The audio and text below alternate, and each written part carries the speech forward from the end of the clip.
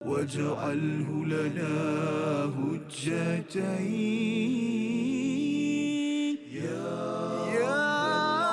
رب العالمين.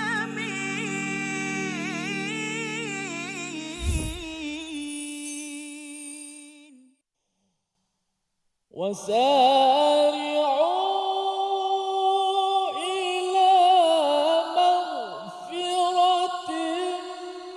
من ربكم وجنة عرضها السماوات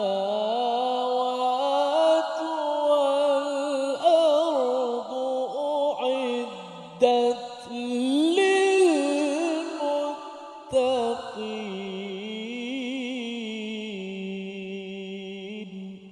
صدق الله. Assalamualaikum warahmatullahi wabarakatuh. Alhamdulillahi rabbil alamin wassalatu wassalamu ala asyrafil anbiya'i wal mursalin sayyidina Muhammadin wa ala alihi wa ashabihi ajma'in, amma ba'd. Apa khabar tuan-puan, para penonton, ibu ayah yang dirahmati sekalian? Mudah-mudahan kita semua berada dalam keadaan sihat sejahtera. Kita bertemu lagi dalam rancangan My Quran Time, Quran Salat Infak, yang mana pada hari ini kita telah pun masuk ke halaman yang baharu, iaitu halaman yang ke-67, iaitu masih lagi kita membicarakan mengenai tentang surah Ali Imran. Dan seperti biasa bersama dengan saya Ustaz Tirmizi. Kita apa khabar Ustaz, sihat ya? Baik, Alhamdulillah. Masya-Allah, Doktor, nampak masih apa? bertenaga ni. Alhamdulillah, semangat terus. Semangat terus bersama-sama dalam mengaji ataupun mempelajari ayat-ayat suci Al-Quran, insya-Allah.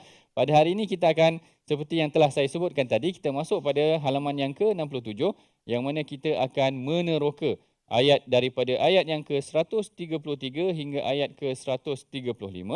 Sebelum kita memulakan pengajian kita, seperti biasa, mari sama-sama kita bacakan doa ringkas kita.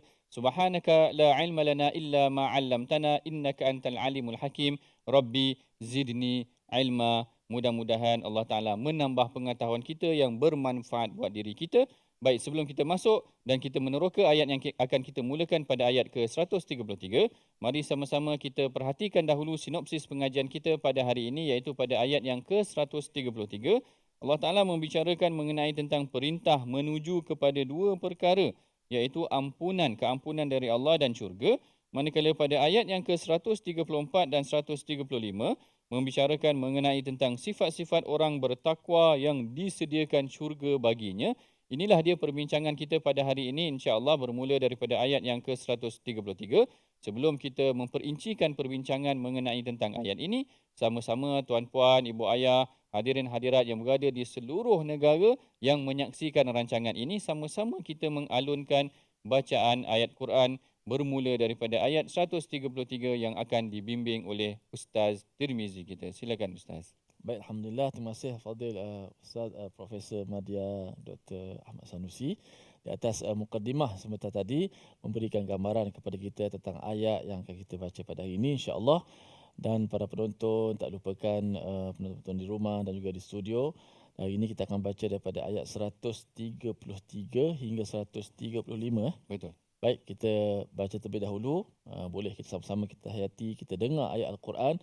Inilah kelebihan ayat-ayat Allah Subhanahu Wa Taala. Quran, kitab yang diturunkan kepada Nabi kita Muhammad SAW, pada umatnya, membaca boleh pahala, mendengar pun boleh pahala. Masya-Allah. Itulah kelebihan. Mudah-mudahan Allah Taala berikan kebaikan kepada kita semua.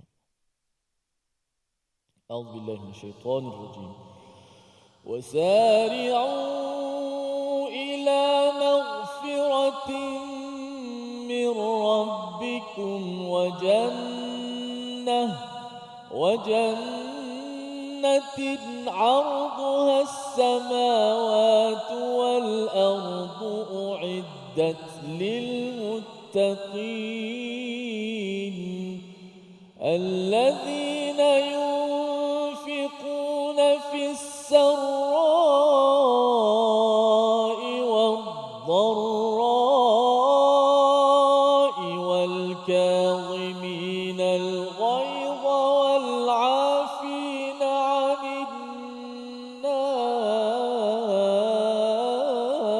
الناس والله يحب المحسنين والذين إذا فعلوا فاحشة أو ظلموا أنفسهم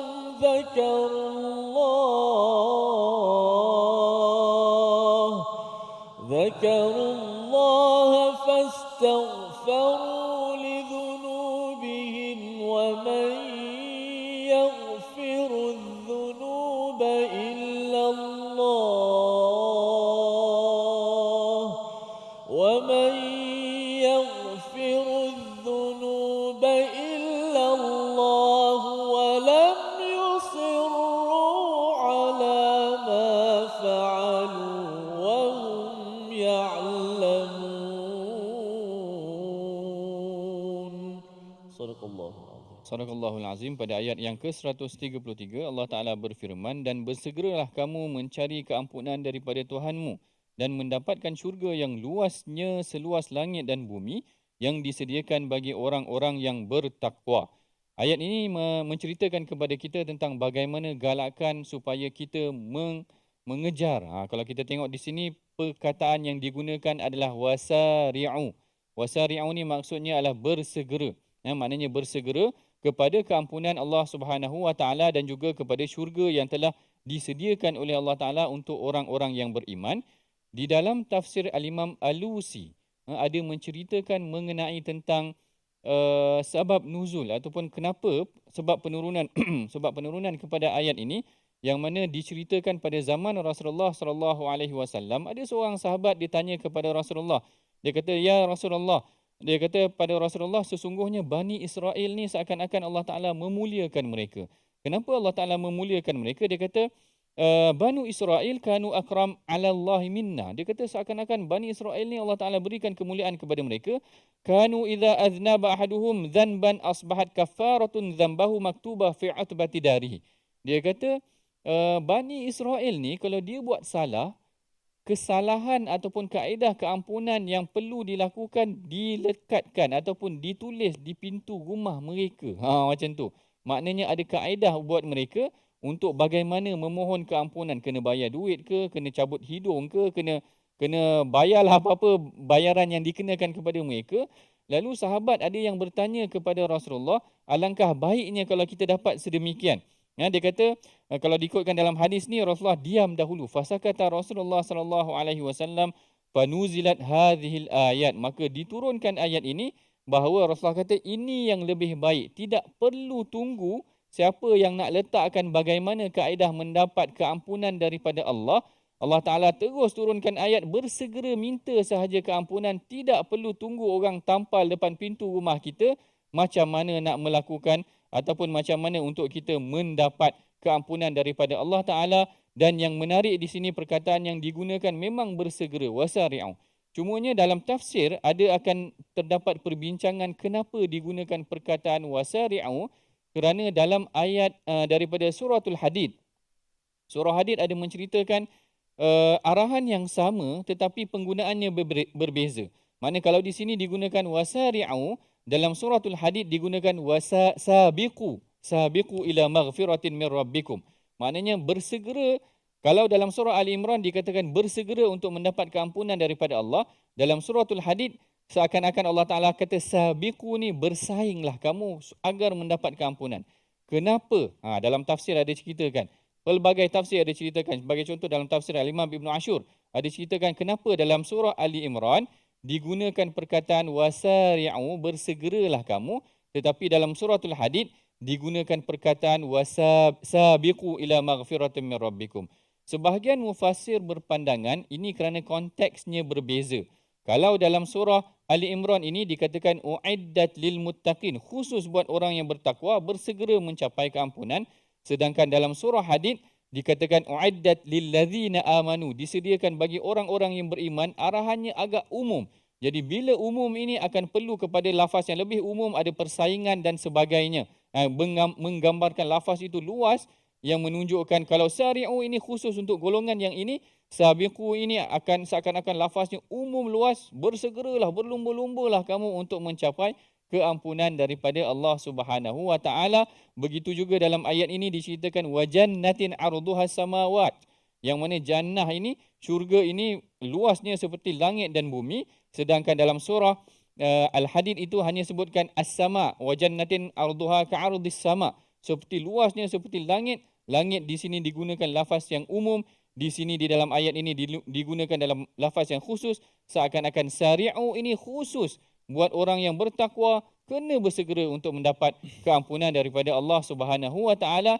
Ini dari aspek bahasanya, mengapa diminta agar kita menjadi ataupun bersegera ke arah keampunan daripada Allah Subhanahu wa taala, dan perkara ini sebenarnya kelebihan diberikan kepada orang-orang yang bertakwa. Kenapa Allah Taala menceritakan tentang uiddat lil muttaqin?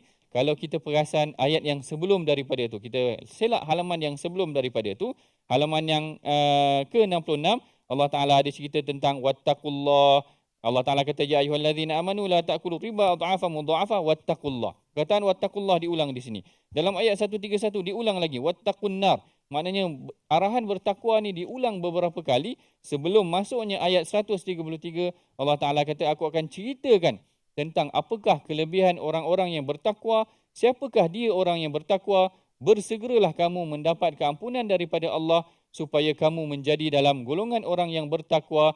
Mengenai tentang sifat-sifat orang yang bertakwa, kita akan bincang selepas daripada ini. Kita rehat dahulu seketika. My Quran Time, Quran, Salat, Infak.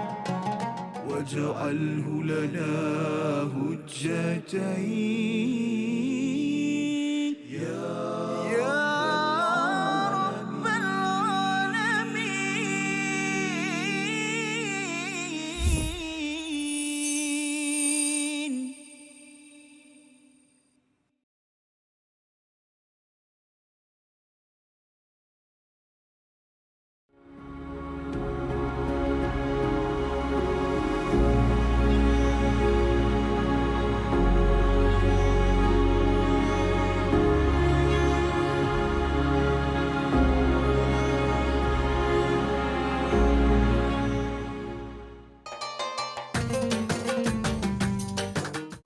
اقرأ باسم ربك الذي خلق. Hayati isi kandungan Al-Quran dalam My Quran Time. Setiap hari jam 12.30 hari di TV9 dan saluran Astro 149. Quran, Salat. Infak.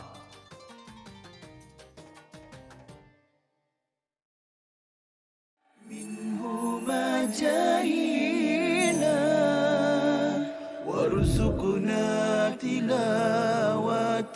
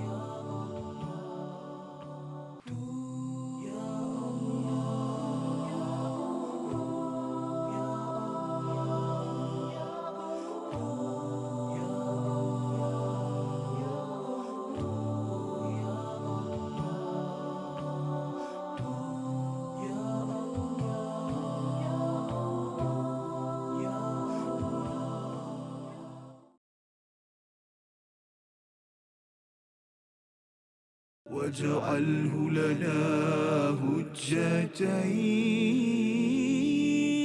يا رب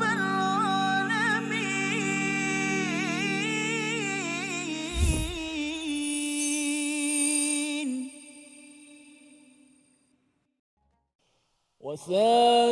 وسارعوا إلى مغفرة من ربكم وجنة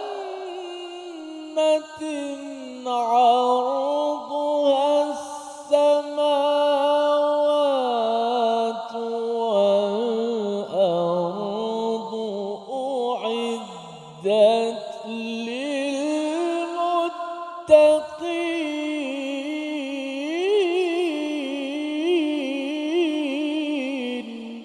Barakallah. Alhamdulillah, kita bertemu lagi dalam rancangan My Quran Time, Quran, Salat, Infak.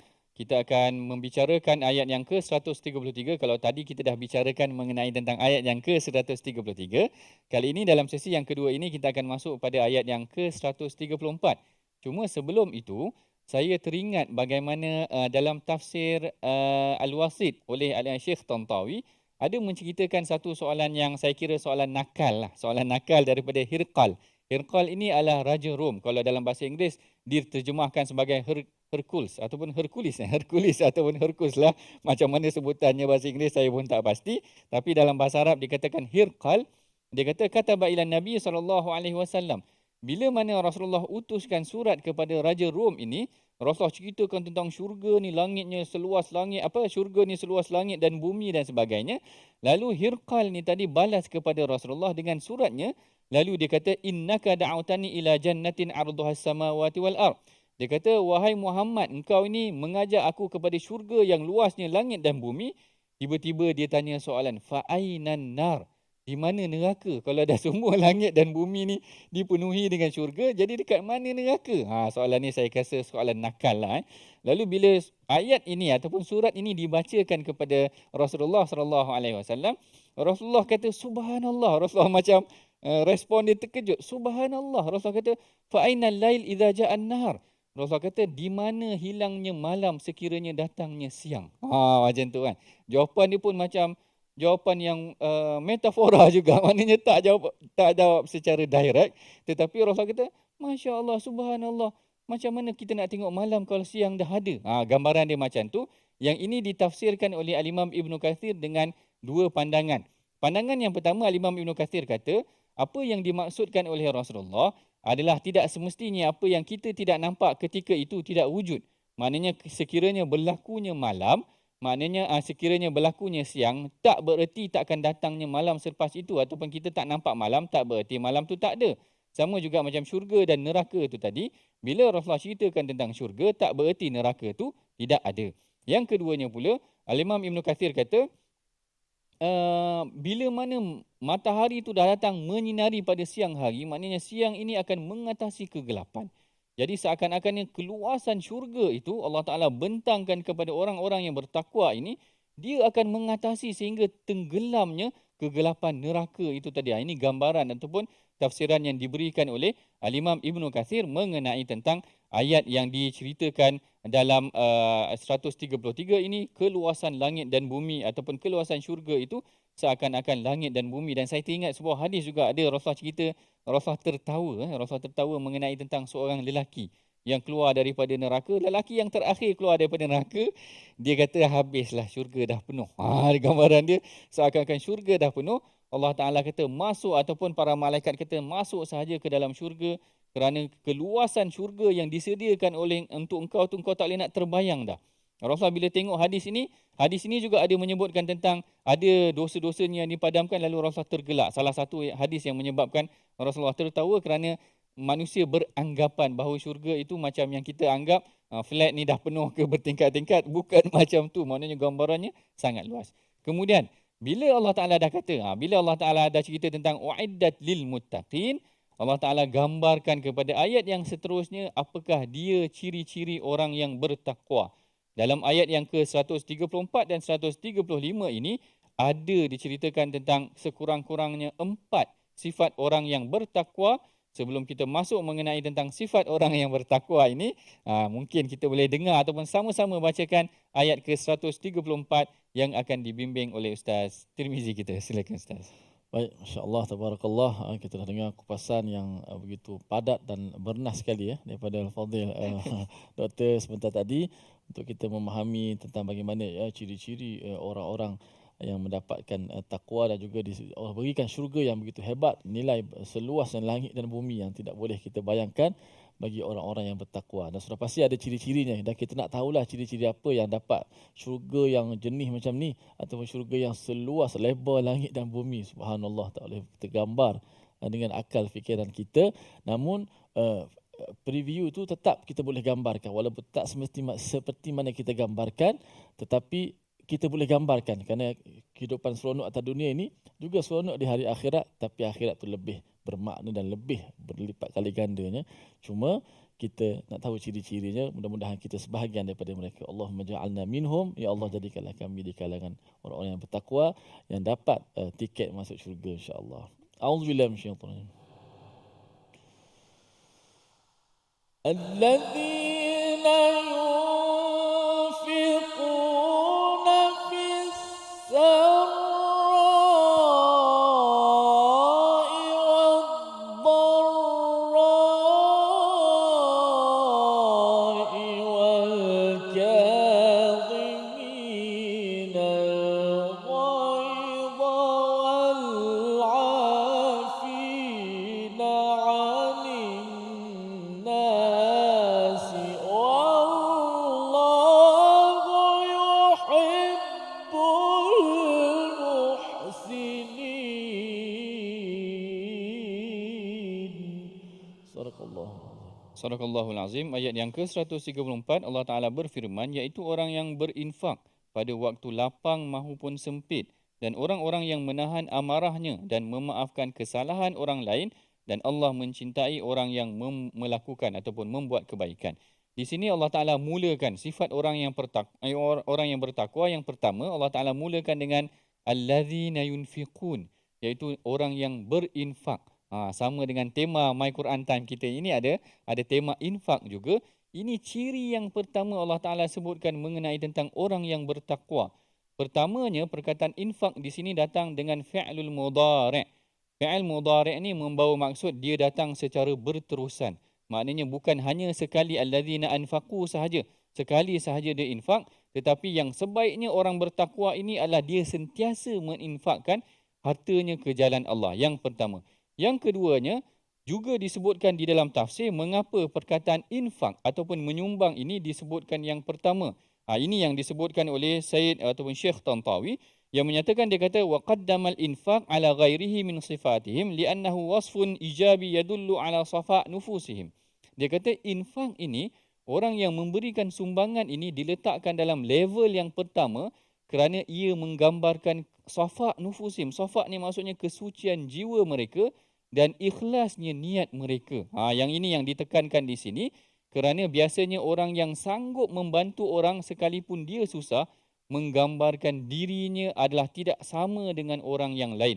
Bahkan kalau dalam sebuah hadis, memang Rasulullah SAW menggalakkan kita bersedekah, antasaddaqa wa anta sahihun syahih. Kau hendaklah bersedekah, menyumbang dalam keadaan engkau ni sehat dan syahih. Bukan sekadar sahih, bukan sekadar sehat, tetapi syahih. Kedekut pula tu. Imam Nawawi bila disyarahkan hadis ni, dia kata, kenapa Rasulullah suruh kita infak, bersedekah dalam keadaan kita sehat? Kerana waktu kita sehat, ini kadang-kadang kita tak merasakan keperluannya. Maknanya kadang-kadang syahih adalah kedekut. Maknanya kadang-kadang waktu sehat ni lah kita susah nak bagi. Bila dah terlantar kat hospital, barulah kita nak buat kebaikan. Kadang-kadang macam tu. Bila dah terlantar, dah susah tu, barulah teringat, Allah Ta'ala dah tegur aku ni kena bagi duit ke orang, macam tu. Tapi waktu sehat tak teringat. Waktu sehat inilah yang Rasulullah kata, kita perlu memperbanyakkan sumbangan kita. Macam tu juga ketika kita kedekut. Maknanya waktu kita sangat-sangat memerlukan, contoh macam orang yang nak melakukan ibadah korban ke, bersedekah ke, waktu dia nak bagi duit tu, mungkin dia rasa macam nak korban sampai RM800 ni macam mahal lah. Saya perlukan kat tempat lain. Kadang-kadang sebenarnya, waktu kita tak nak tu, itu yang terbaik untuk kita sedekah. Kerana itu yang menggambarkan safa'un nufus. Maknanya kesucian memang betul-betul dia buat tu ikhlas kerana Allah Subhanahu Wa Ta'ala. Lalu dimulakan yang pertamanya dengan infak, iaitu memberikan sumbangan kepada orang-orang yang memerlukan, sama ada ketika dia senang, sama ada ketika dia susah. Kelebihan infak sangat banyak yang kita tak sempat nak ceritakan hari ini. Yang keduanya, Allah Ta'ala ceritakan juga sifat orang yang bertakwa ini adalah dia memaafkan ataupun melenyapkan, menahan diri daripada marah. Dalam hadis sangat banyak perintah mengenai tentang la taghdab, jangan marah ini. Bahkan saya pernah dengar seorang tokoh ilmuwan juga menyebutkan, dia kata, aku tidak pernah menyesal perkara yang ketika mana aku tahan diri aku ketika aku marah. Bila aku teringat balik, aku takkan menyesal punya. Maknanya dia berjaya menahan dirinya. Yang menyebabkan aku menyesal adalah bila mana aku tak dapat nak menahan diri aku ketika marah. Kadang-kadang waktu marah macam-macam kata-kata kita keluar. Bila lepas daripada tu kita menyesal, kenapalah aku kutuk anak aku sendiri, katakan macam tu. Kenapalah aku cerca kawan aku, menyesal.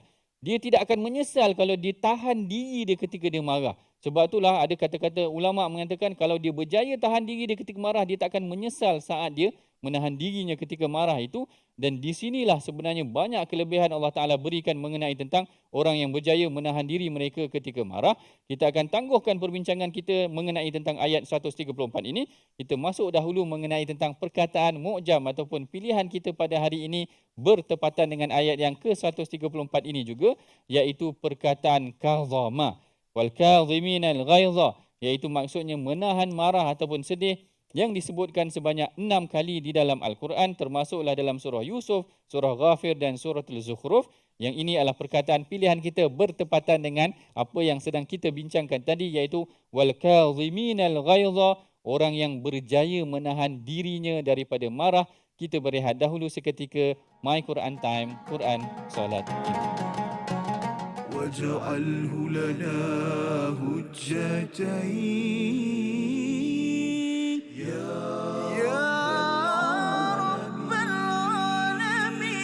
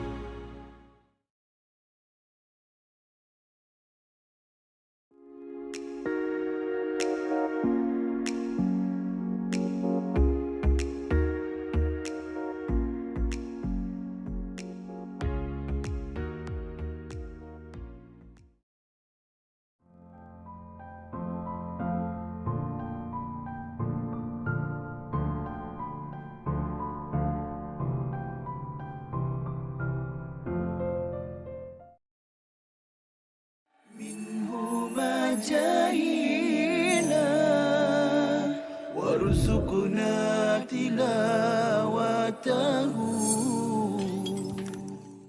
Tidak ada. Yang paling ada pun, yang paling warid dalam hadis Nabi SAW pun satu saja, iaitu pada esoknya baru kita tahu, bukan malam tu.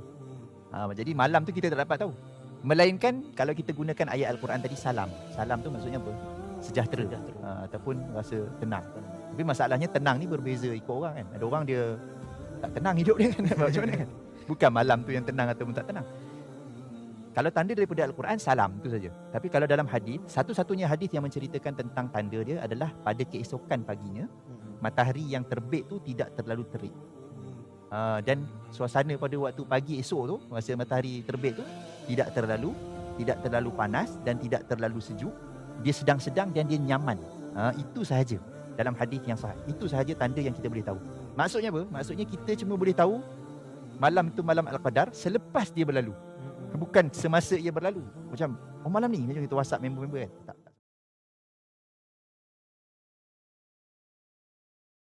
واجعله لنا هجتين يا رب العالمين.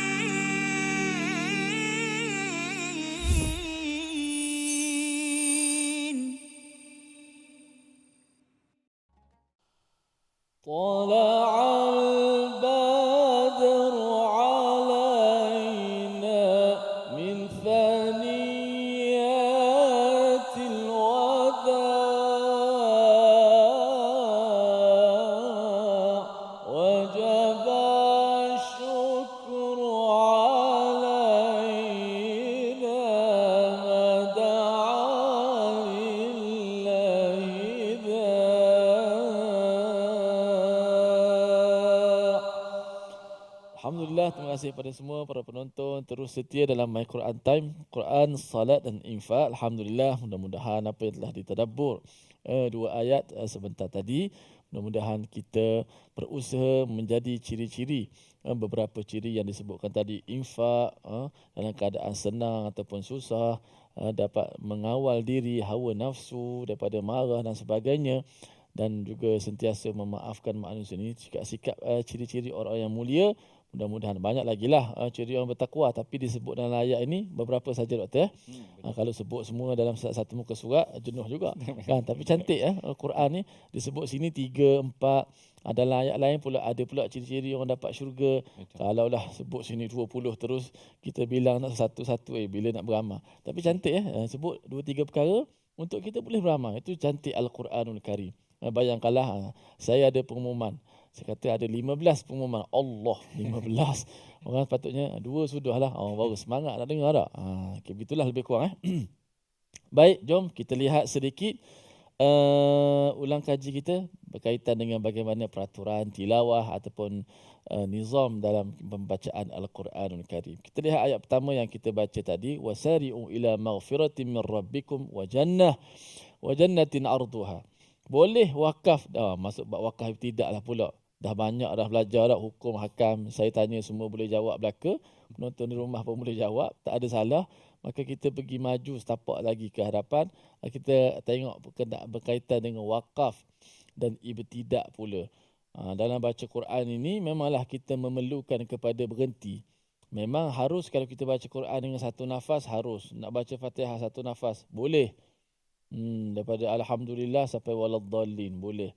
Qul a'udzu birabbin nas sampailah minal jinnati wan nas satu nafas boleh. Harus, tak ada masalah. Bahkan satu Quran 30 juzuk nak baca satu nafas pun boleh, tak ada masalah. Okey, boleh baca. Tapi tak adalah orang boleh baca macam tu kan. Cuma bila kita baca kita berhajat kepada berhenti. Dia panggil al-waqfu, waqaf. Memutuskan suara di huruf terakhir pada perkataan yang kita berhenti. Sama ada kita berhenti tu akhir ayat, ada nombor ayat ataupun bagi ra'su ayat, ataupun kita berhenti bukan pada nombor ayat. Seperti ada simbol-simbol wakaf tertentu seperti sili, qili, ada huruf mim yang kita berhenti. Ataupun kita berhenti yang tidak ada simbol wakaf. Yang kalau ada simbol wakaf senanglah. Tak payah nak fikir panjang lah. Boleh ke tak makna dia ni.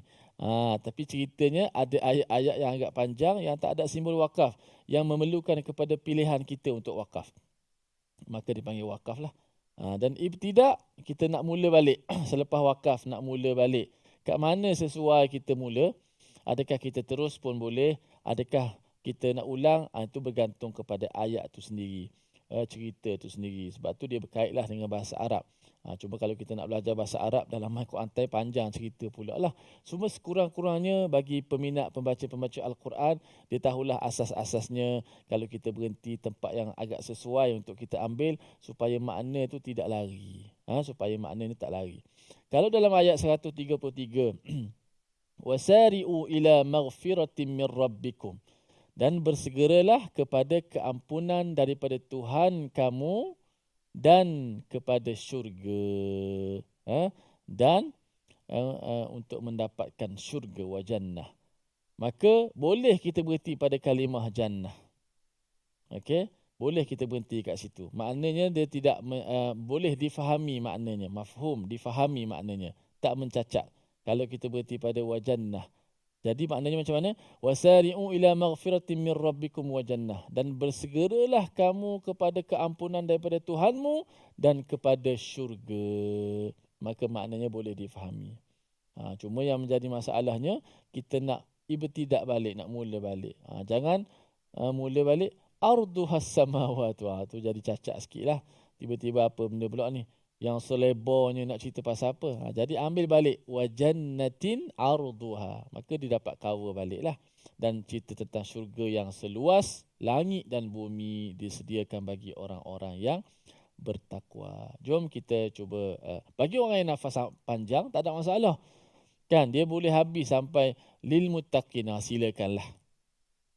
Tapi kita raikan semua. Cuma kadang-kadang bila orang nafas panjang ni, dia tak kisah. Dia boleh habiskan ayat. Cuma dari sudut ilmu dia tak mampu nak beritahu pada orang. Nak ajar pula bila grup-grup tadarus kan. Sampai bulan Ramadan, tak Ramadan pun kita ada grup tadarus. Maka walaupun kita sampai nafas, sekurangnya kita tahu. Sini boleh berhenti. Dan sesuainya ambil di sini. Yang paling pentingnya juga ialah cara nak ambilnya. Kadang-kadang nafas kita berhenti tak berisi kena kan. Terus diam terus. Macam tu je. Kan, berhentilah di tengah-tengah perkataan. Okey. وسارعوا إلى مغفرة من ربكم وجنة. Satu, dua, mula.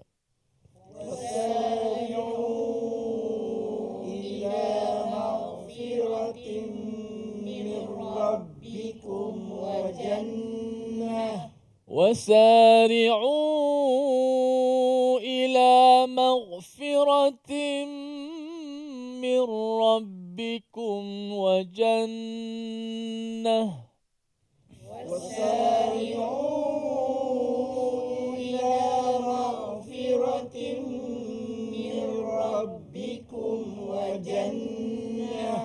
وجنة عرضها السماوات والأرض أعدت للمتقين.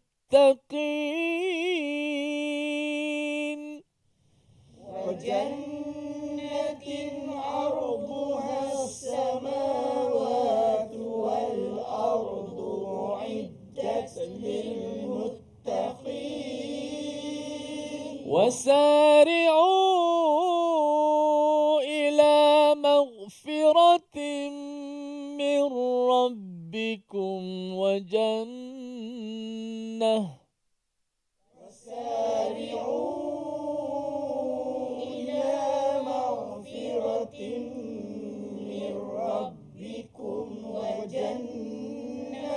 وجنة عرضها السماوات والأرض أعدت للمتقين.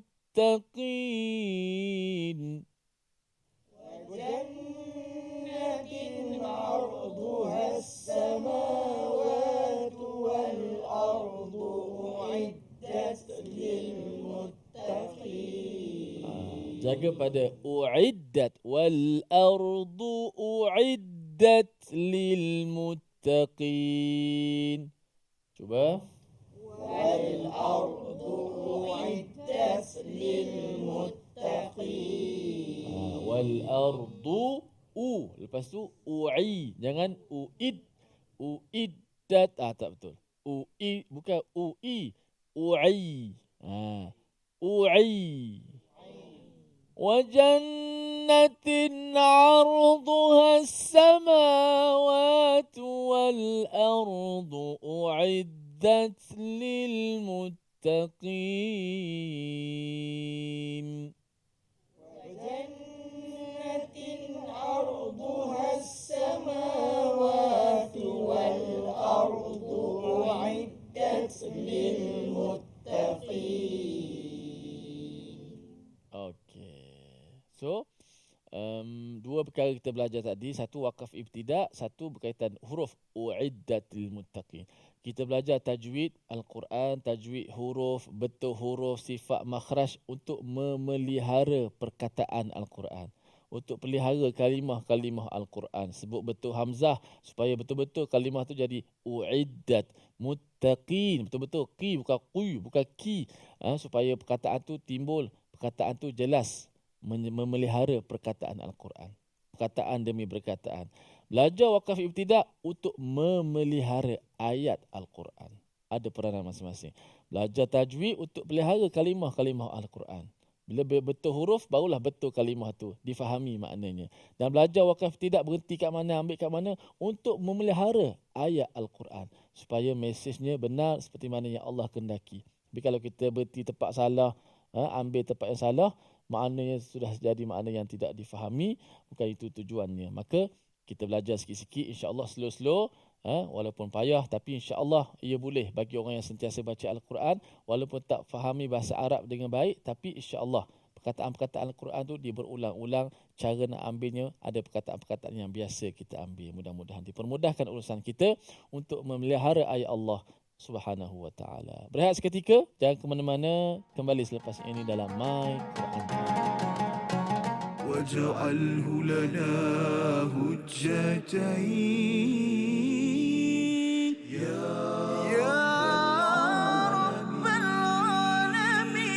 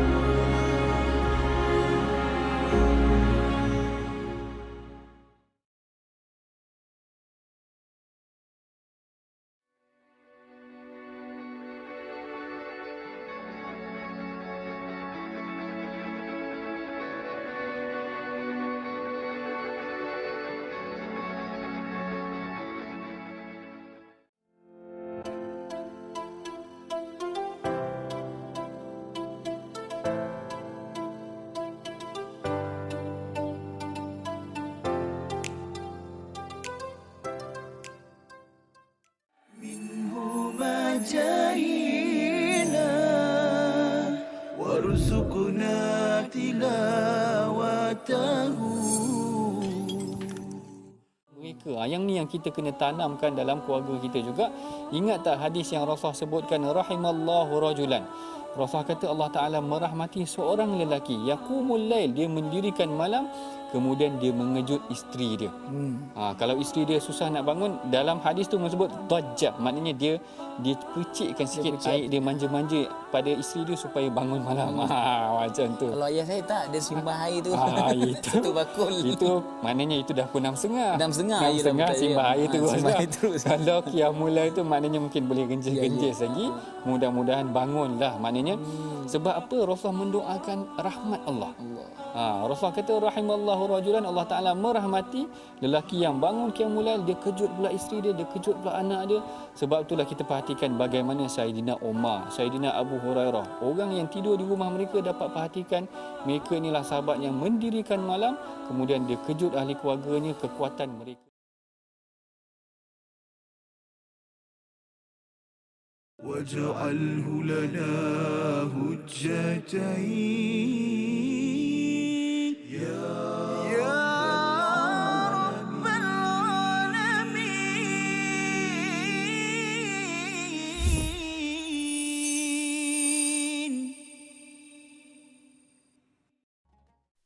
Alhamdulillah, bertemu kita lagi dalam rancangan My Quran Time, Quran Salat Infak.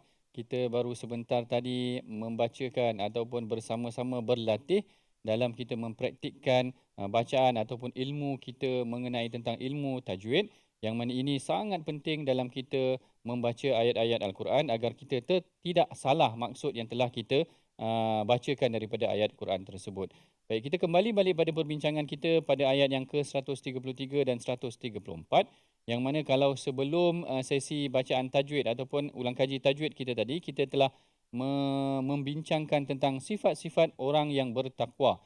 Golongan orang yang bertakwa ini, yang pertamanya Allah Ta'ala sebutkan mengenai tentang sifat mereka, allazina yunfiquna fis sarra, iaitu mereka yang menyumbangkan, memberikan sumbangan dalam keadaan lapang dan sempit, wal kadhiminal ghaidha, dan orang-orang yang berjaya menahan kemarahan mereka. Sifat yang kedua adalah menahan marah. Sifat pertama infak, sifat kedua menahan marah. Sifat ketiga pula adalah wal'afina 'anin nas, iaitu orang yang memaafkan manusia, orang yang mengampunkan orang lain juga mempunyai ganjaran yang besar di sisi Allah Subhanahu wa taala. Perkara ini disebutkan dalam hadis beberapa kali oleh Rasulullah sallallahu alaihi wasallam. Antaranya Rasulullah kata salasun uqsim. Rasulullah kata salasun uqsim alaihinna, ada 3 golongan yang aku bersumpah dengannya. Maknanya mereka ini akan dapat apa yang seperti didoakan oleh Rasulullah. Yang pertama Rasulullah kata ma naqasa malu min sadaqah, tidak akan berkurang harta orang yang bersedekah. Ini sifat sumpah Rasulullah yang pertama.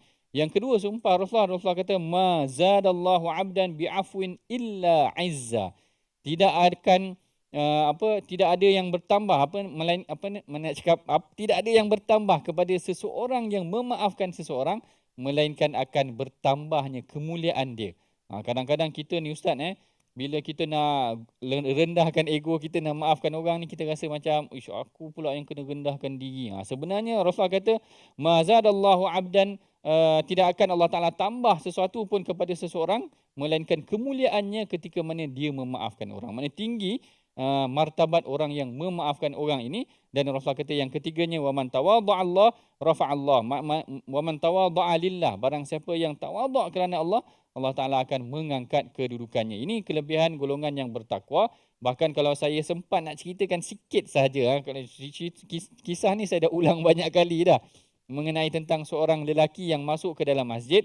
Lalu Rasulullah kata kepada para sahabat, yaqulu alaikumul an rajulun min ahlil jannah, akan masuk kepada kamu daripada pintu itu seorang lelaki daripada ahli syurga. Lalu para sahabat tertengok-tengok, siapalah yang akan masuk tu, dia dah dapat jaminan daripada Rasulullah dia akan jadi ahli syurga. Mereka nampak bila masuk seorang lelaki, mereka tak kenal pun lelaki itu. Dalam hadis menyebutkan lelaki itu sedang membersihkan janggutnya daripada air kesan wuduk. Lalu maknanya seakan-akan hadis ni menunjukkan, siapa lelaki ni kami tak kenal, bukan Abu Bakar, bukan Umar, bukan mereka orang yang dijangkakan. Hari yang kedua sama juga Rasulullah kata yaqulu alaikumul an rajulun min ahlil jannah, akan datang kepada kamu seorang lelaki daripada ahli syurga. Sampai 3 hari yang sama Rasulullah ucapkan perkara yang sama. Abdullah bin Amru tak puas hati.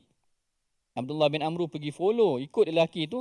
Sampai di rumah, Abdullah bin Amru kata, aku dengan ayah aku ada masalah, boleh tak aku nak duduk kat rumah engkau? Bila dia duduk di rumah lelaki tersebut, dia kata, tak ada apa amalan yang istimewa pun. Dah 3 hari duduk, tak ada amalan yang istimewa pun. Sampai dia kata, hatta kitu ahtaqir. Sampai aku rasa su'uzon. Sampai aku nak merendahkan dia ni, tak ada amalan yang istimewa pun. Lalu dia pun pergi berterus terang kepada lelaki tersebut. Tanya kepada lelaki tersebut, dia kata, aku duduk dengan Rasulullah dalam masjid, Rasulullah kata akan masuk daripada kita ni nanti lelaki daripada ahli syurga. Lalu tiba-tiba engkau masuk. Rasulullah cakap 3 kali. 3 kali engkau masuk, 3 hari yang berturut-turut. Lalu lelaki tu kata, innahu kama ra'aita. Apa yang kau lihat memang itulah sahaja yang aku buat. Memang tidak banyak amalan aku.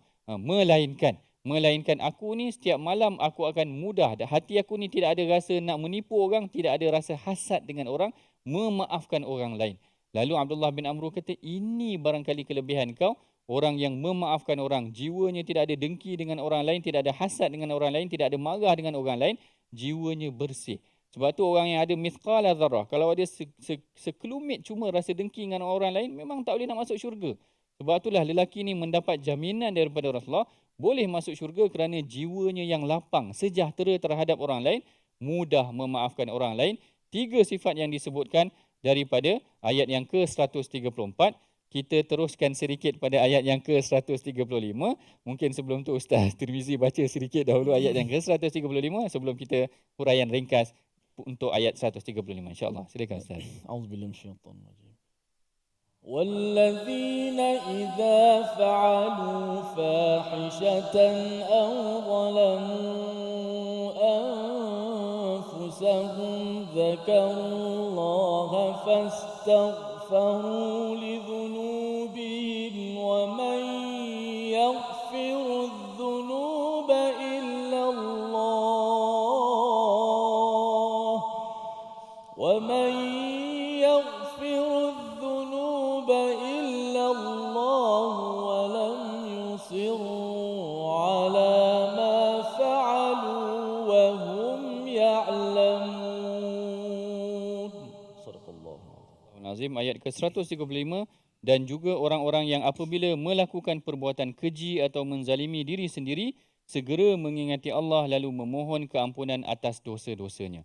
Sifat yang keempat ni menarik apa yang disebutkan oleh Allah. Dalam erti kata yang lain, sebenarnya orang bertakwa boleh terdedah untuk melakukan perkara dosa. Orang yang bertakwa juga yang kita tengok baik orangnya boleh terdedah untuk melakukan dosa fahisyah. Fahisyah ini kalau kita tafsirkan dia adalah satu dosa yang agak berat juga. Ada yang kata fahisyah ni dosa yang tersembunyi. Inna salata tanha 'anil fahsya'i wal munkar. Fahsya yang tersembunyi, mungkar yang jelas. Sebab tu kita tak murun tanhauna 'anil munkar kerana mungkar ni perkara yang jelas. Fahisyah ni yang tersembunyi macam zina. Innahu kana fahisyatan. Kerana zina ini adalah orang lakukan secara tersembunyi. Ada yang juga takrifkan fahisyah ni adalah sebagai dosa yang secara fitrahnya orang anggap memang dosa dah. Sedangkan mungkar ini secara fitrah ni orang tak nampak, tinggalkan solat, orang tak tahu pun. Melainkan sebab ada panduan syarak yang menunjukkan tinggalkan solat ini adalah mungkar. Jadi itu perbezaan antara fahisyah dan mungkar.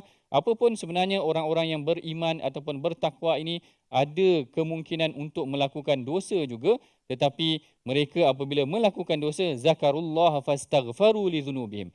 Syarat nak jadi orang bertakwa bila dia lakukan dosa, memang segera dia ingat Allah dan dia beristighfar kepada Allah dan dia tidak meneruskan ataupun walam yusirru, dia tidak konsisten untuk melakukan dosa. Inilah sekurang-kurangnya 4 syarat ataupun 4 sifat orang yang bertakwa yang kita pelajari daripada sifat ini. 3 yang pertama adalah kebaikan yang kita lakukan kepada orang lain. Kita infak, kita menahan marah, kita memaafkan orang. Semua berkaitan dengan orang lain. Sifat yang keempat baru Allah Ta'ala ceritakan tentang diri kita. Dia ada kebarangkalian untuk melakukan dosa. Tapi bila dia melakukan dosa, dia cepat teringat kepada Allah Ta'ala. Segera istighfar dan segera bertaubat dan meninggalkan dosa tersebut. Itulah dia sedikit tadabbur yang boleh kita pelajari daripada 3 ayat yang pertama daripada halaman ini. Oleh itu kita masuk sama-sama pada resolusi yang boleh kita pelajari ataupun teruskan ataupun amalkan daripada pengajian kita pada hari ini. Iaitu yang pertamanya adalah kita segera melakukan kebaikan tanpa ada alasan dan penundaan. Yang kedua, kita hendaklah segera bersedekah, menjadi seorang pemaaf dan berusaha untuk menahan marah. Dan yang ketiganya, berhenti melakukan perbuatan keji dan memohon keampunan atas dosa-dosa kita. Mudah-mudahan Allah Ta'ala memberikan ilmu kita pada hari ini dalam pengajian kita pada hari ini. Dan sama-sama kita akhiri pengajian kita dengan doa yang akan dibacakan oleh Ustaz Tirmizi kita. Silakan Ustaz. Bismillahirrahmanirrahim. Alhamdulillah wassalatu wassalamu ala Rasulillah. Ya Allah, ya Tuhan kami, ampunkanlah dosa kami ya Allah. Kurniakanlah keampunan-Mu kepada kami ya Allah. Sungguh Engkau lah yang Maha Pengampun lagi Maha Penyayang ya Allah. Ya Allah, kurniakanlah kepada kami syurga yang Kau janjikan bagi orang-orang yang bertakwa ya Allah, syurga yang seluasnya langit dan bumi ya Allah. Jadikanlah kami orang yang sentiasa berinfak, melakukan kebaikan dalam keadaan senang ataupun susah ya Allah. Jadikanlah kami, berilah kekuatan kepada kami untuk kami mengawal hawa nafsu kami, menahan diri kami daripada marah ya Allah. Ya Allah, jadikanlah kami sifat terpuji, sentiasa memaafkan manusia ya Allah. Ya Allah Tuhan kami, berilah kebaikan kepada kami dunia dan juga hari akhirat. Terimalah taubat kami ya Allah. Amin ya rabbal alamin. Alhamdulillah, begitulah para penonton yang dikasihi sekalian, kita dah dengar kupasan daripada Al-Fadhil Dr. Ahmad Sanusi sebentar tadi. Mudah-mudahan sama-sama lah ya kita cuba muhasabah diri kita, ada ke tidak kita mempunyai ciri-ciri yang bertakwa ini sehingga kita melayakkan kita dapat syurga Allah Subhanahu Wa Taala. Dan kita mengajak pada semua sahabat-sahabat sebut pasal infak, kita ada tabung gerakan Al-Quran yang sama-sama kita nak kembangkan syiar Al-Quran ini dalam negara kita. Boleh scan QR code yang disediakan tertera di skrin kita, dan marilah sama-sama kita sentiasa memperbanyakkan diri kita untuk kebaikan dunia akhirat kita. Sehingga kita bertemu lagi dalam My Quran Time pada episod yang akan datang. Terima kasih sekali lagi pada doktor telah memberi pencerahan yang kepada kita semua. Mudah-mudahan kita semua dimuliakan Allah Subhanahu Wa Taala dengan Al-Quran. Assalamualaikum warahmatullahi wabarakatuh.